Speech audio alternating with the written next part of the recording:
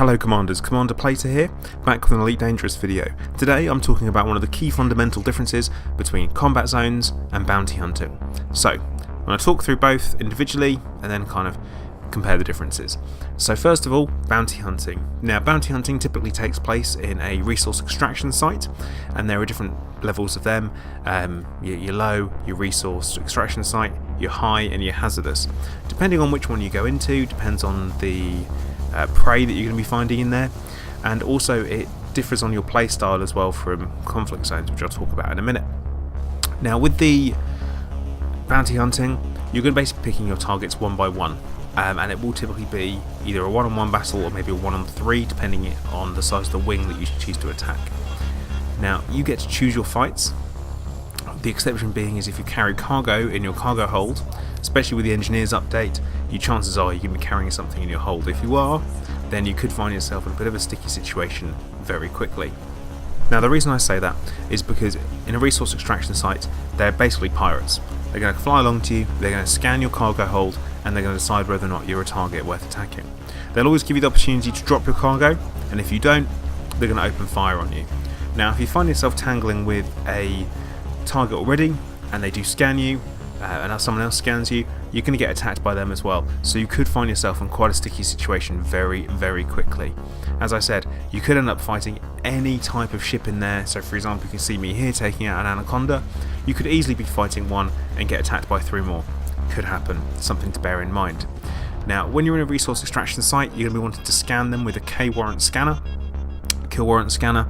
I'll be going over in a later video how to outfit for bounty hunting, as well as some other things as well. So once you scan them, you want to open up, take them out as quickly as possible, and move on to the next target. It's very much up to you which targets you pick, whether it be as simple as a cobra, a sidewinder, an eagle, or an anaconda. Now if you're fighting the larger ships, they will typically have much higher bounties on them.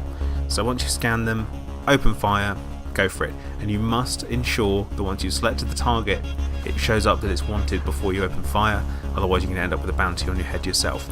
Now you can stay in a resource extraction site for as long as you want really, as long as you can, more like it. Now once you run out of either ammunition and you don't have anything left for synthesis, you've got to leave, or shield cell banks. I'm particularly a big fan of shield cell banks in the Corvette because its recharge rate is absolutely appalling. So once you've done your kind of time you want to spend in a resource extraction site, and you've got a healthy amount of bounties, you want to head over to the nearest station that you can dock at and cash your bounty vouchers in. Okay, so moving on to conflict zones. Now conflict zones, you get 2 different types, either high intensity or low intensity conflict zones. These will typically be happening in systems where they have civil war or all-out war. Now when you get into a conflict zone, you have to make the decision of which faction you're going to fight for. Now what I do recommend is you check local stations beforehand when you come across one to see if there are any missions that will pay extra for you killing a certain target.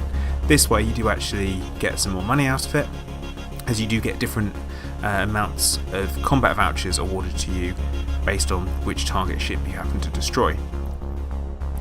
Now with the different targets, it all varies on the size of the ship.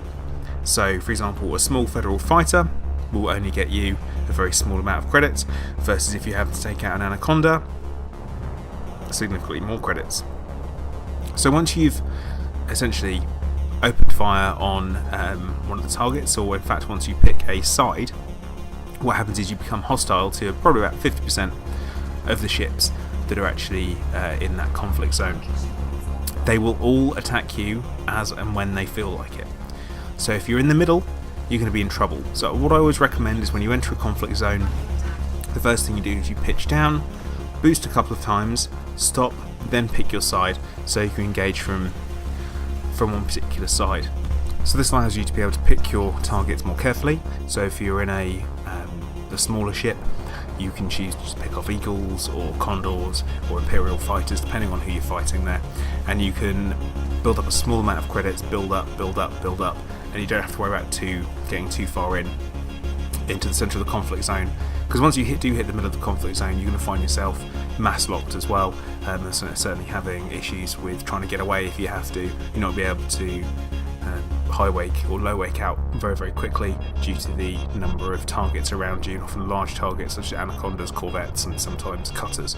Cutters seem to be less common though, I will point that out, and corvettes as well. Anacondas reasonably common. You do get some T9s in there as well. I have no idea what they're doing in conflict zones, they do not belong there. So once you've sustained either enough damage to make you want to leave, or you've had the number of credits you want to do, or if you've taken those missions from the system beforehand and you've hit those number of kills that you need to, you can obviously just wake away and head over to the station to cash in your credits. Now with both bounty hunting and conflict zones, you cash in your credits in very much the same way.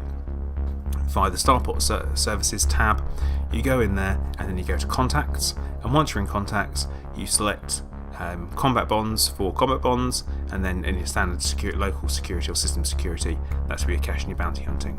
So once again guys, I'm Commander Plater, thank you for watching, please like, subscribe, all that kind of good stuff, and I'll see you guys next time. Commander Plater out.